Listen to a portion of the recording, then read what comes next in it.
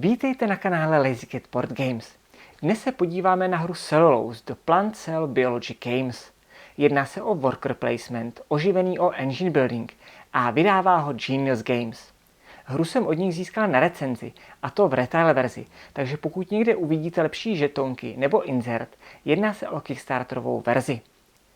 Cellulóza je určena pro 1 až 5 hráčů s herní dobou 60 až 90 minut a doporučeným věkem, jak už to tak bývá, 14+, ale reálně řekněme 10+. Hru je možné sehnat přes evropský e-shop vydavatele za nějakých 1700 korun, včetně poštovného a DPH. Tematicky se tedy nacházíme uvnitř rostlinné buňky, kde budete aktivovat její jednotlivé části a soupeřit s protihráči o cenné zdroje, abyste skrze fotosyntézu produkovali uhlovodíky a z nich pak stavěli buněčnou stěnu, což odpočítává herní čas a přibližuje závěr partie. To by mohlo znít trochu fádně, ale je tu několik mechanik, které to celé oživují. Každé kolo má 3 fáze: úsvit, den a večer.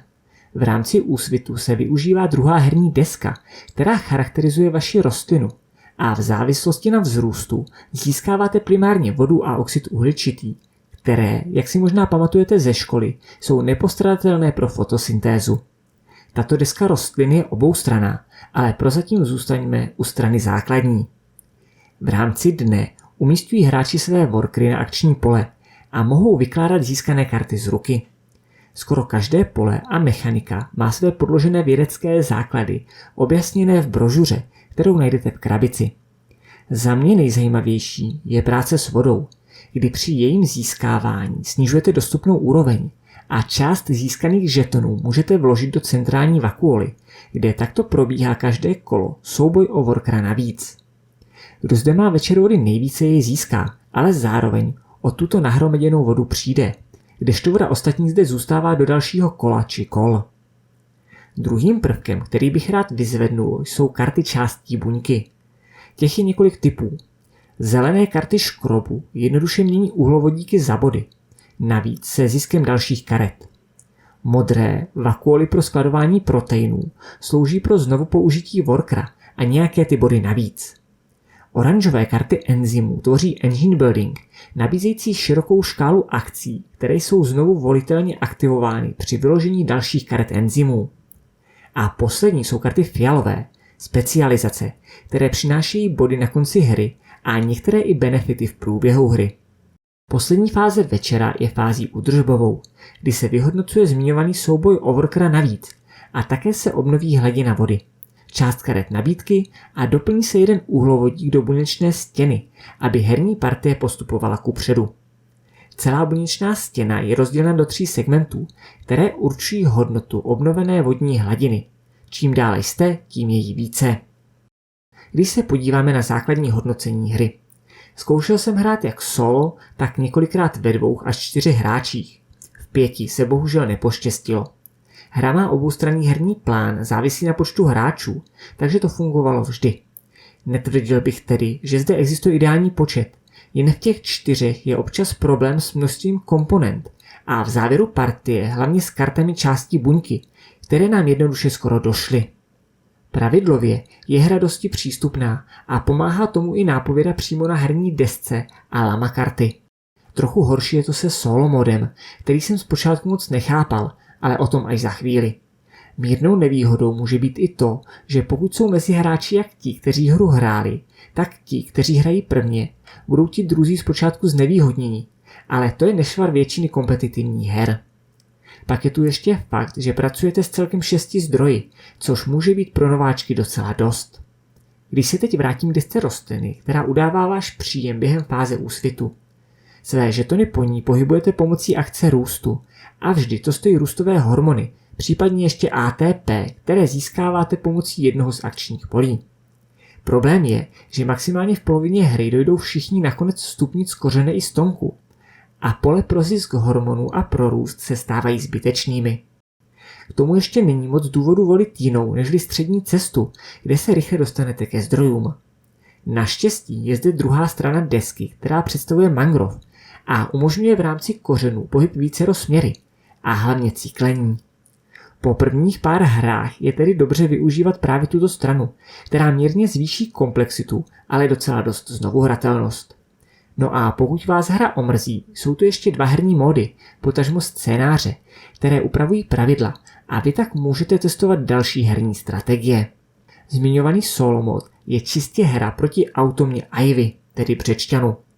Je v základu řízena balíčkem karet, na kterých je několik akcí, které procházíte od zhora dolů a vyhodnotíte pouze tu první, kterou můžete. Do tohoto balíčku se přidávají ještě karty druhé fáze buněčné stěny a karty specializace. A právě s touto specializací jsem zápasil. Ivy začíná s žetonem uprostřed specializační mřížky a v závislosti na získaných kartách částí buňky, růstu a výhře v rámci centrální vakuoly se tento žeton ortogonálně posouvá, dokud nedojde k jednomu z okrajů. V tuto chvíli se přidává příslušná karta specializace a žeton se může pohybovat už jen po okraji. V případě, že dojde až do rohu, přidá se další specializace a tak dále. Akce automy jsou mírně upravené z hlediska zisku zdrojů a taktéž cena karet je dána jejich typem a ne tím, co je na nich uvedeno. Místo desky rostliny má Ivy také vlastní stupnici růstu. Na výběr jsou 3 úrovně obtížnosti, kdy od střední získává Ivy specializační bonusy a v rámci obtížné začíná se 2 kartami specializací v balíčku.